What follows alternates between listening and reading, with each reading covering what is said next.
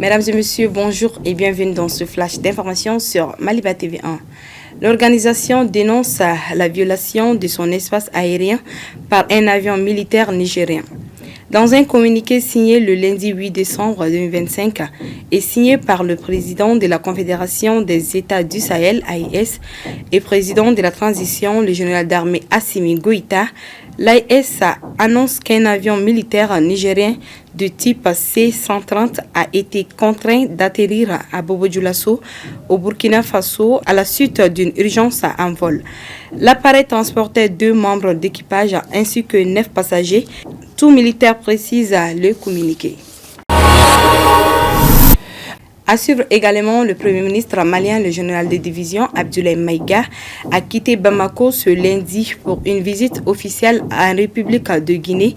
À Conakry, le chef du gouvernement conduira une importante délégation ministérielle composée du ministre de la Défense et des anciens combattants, le général des corps d'armée Sadio Kamara, du ministre de l'économie et des finances Alceni Sanou, du ministre des Transports et des Infrastructures Dambélé Madina Sissoko, ainsi que du ministre de l'Élevage et de la Pêche Youbaba.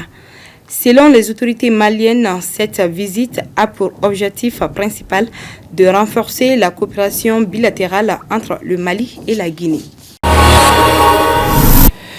L'actualité internationale en Côte d'Ivoire, le président ivoirien Alassane Ouattara a été officiellement investi ce lundi 8 décembre 2025 pour un 4e mandat lors d'une cérémonie solennelle au palais présidentiel d'Abidjan. Lors de cette prestation de serment, l'ancien Premier ministre a prêté serment, main droite levée et main gauche posée sur la Constitution, s'engageant entre autres à respecter et défendre fidèlement la Constitution, à incarner l'unité nationale et à remplir consciencieusement des devoirs de sa charge dans l'intérêt supérieur de la nation.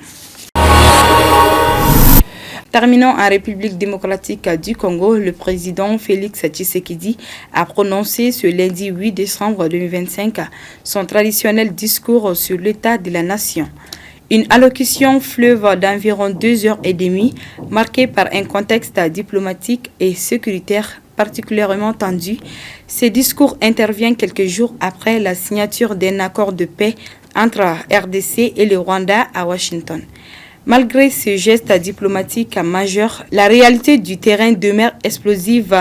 Les combats ont repris dans l'est du pays, l'opposant des forces armées congolaises et leurs alliés aux groupes armés AFC M23, soutenus par le Rwanda selon Kinshasa. Ainsi prend fin ce flash. Merci à vous de l'avoir suivi. Bonne suite de programme sur Maliba TV 1.